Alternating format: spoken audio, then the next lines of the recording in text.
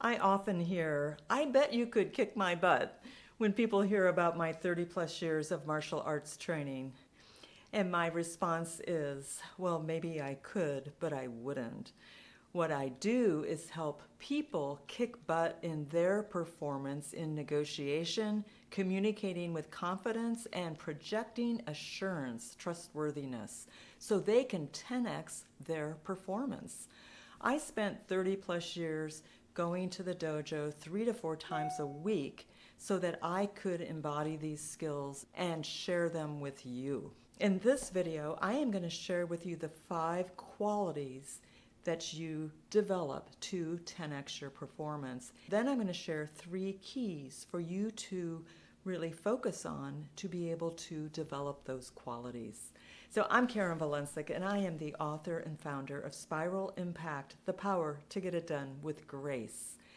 It's keenly important to make the distinction of the type of martial art that I practice or you might practice. Mine is based in Budo. And Budo is the way of the warrior or the path of the samurai. And it's all about cultivating discipline, character, and moral judgment. It is about laying the groundwork for compassion and peace. My particular art is Aikido, and Aikido literally translated means the way of life through the blending or harmonizing of energy. Our goal is to protect our life as well as our attacker's life. What I experience is Aikido is developing your true power that connects and moves with and creates momentum, and rather than going force against force, because force is always limited and it's trying to dominate and control. There's always a winner and a loser. The first quality is thinking on your feet. If you can recall a time or imagine where a question comes up or a change happens rapidly and you're caught flat-footed, not knowing what to do. Spiral impact training and in Aikido training, what we learn is to be present with ourselves enough and know what we're about, that it's not difficult to respond. Actually develop a skill that we can actually predict and improve our intuition to know what's coming next. Whether it's a surprise or not, it's not confusing in terms of how to respond, and it's very liberating when you can do that. The second quality is being calm but energized in your presence. There's a quote from Emerson that I think this sums up really well, which is, "Who you are speaks so loudly I cannot hear a word you say." And that is about our presence, our nonverbal communication. So if you've ever been somewhere where there's somebody that they walk in and they suck the energy out of the room by all their nonverbal cues and their negativity, and contrast that with somebody that comes into the room, you can project this calm but energetic presence. It speaks to possibility and engagement. That has a huge impact in terms of your ability to create rapport in your communication and in your negotiation, and to project trust, because that is really being your authentic, real self in your true power. And by the way, this presence also really helps you think on your feet. The third quality is mastering conflict. How are you when there is disagreement? Both with somebody that disagrees with you, but also being able to express disagreement in a way that brings forth solutions rather than creating separation. This is keenly important in negotiation, but it's also keenly important in terms of having confidence when you communicate, because you know how to express disagreement and you know how to respond to disagreement. And this is a skill that will create a lot of freedom, flow, and in your life like you've never known before.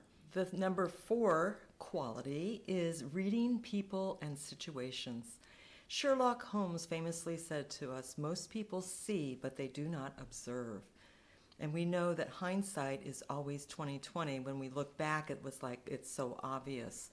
But developing that quality of observation and paying attention to things that may not be so obvious.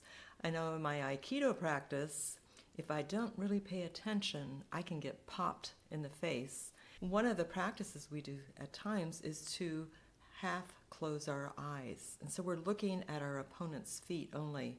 And that's really magical because it forces you to focus more on all your other senses. And you don't get distracted by all the arms going here and there. Also, when you learn to focus and be present and observe, you can see where those openings are. That is wonderful in a negotiation. The fifth quality is adapting to change. Change, as we've all heard, is one of the most natural things in the world, and we can't really stop change, but we can really wear ourselves out trying to make things not change. In the martial art of Aikido, we actually learn how to fall and how to move with, so we actually protect ourselves when things change. And the more flexible and resilient you are, you can reverse things and have more influence on the final outcome. And that's so true with negotiation. So be very aware of that. In my art, if we come in with a really hard arm or we're not flexible at all, that's how we get hurt. That's how we break bones. Sometimes with change, we can feel like we're on the ground for a little bit, but it's that resilience and flexibility that moves us back to our feet and continues the path forward.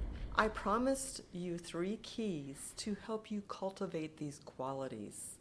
So the first one is being really clear on intention. Remember earlier when I talked about the type of martial art I practice? I'm very intentional. I don't want to hurt people. I don't want to destroy things. I want to harmonize. I want to connect. I want to project confidence and assurance in my communication. Being really clear on what is your intention of how you want to show up. Do you want to show up trying to command and control things, or are you wanting to really bring forth the true power in yourself and those around you? Be very intentional about what it is that you want. Think about people that you admire and would like to emulate, and have them as your model in terms of how do you want to develop those skills.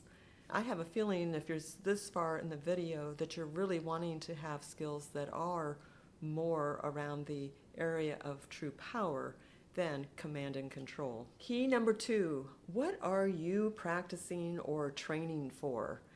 I love this quote from 600 BC from poet and warrior who says, under pressure, we don't rise to the level of our expectations, we fall to the level of our training. And that is so true. So in key number 1, we talked about intention.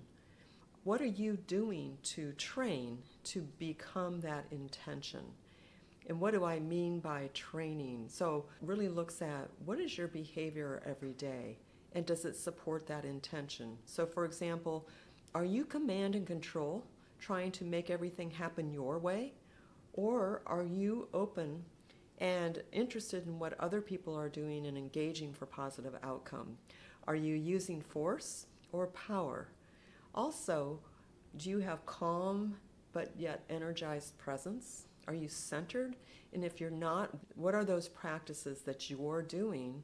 For example, breathing, meditation, working out. There's a lot of different things I go into deeper in other places on this video site, but what are you practicing on a daily basis? The third key is support.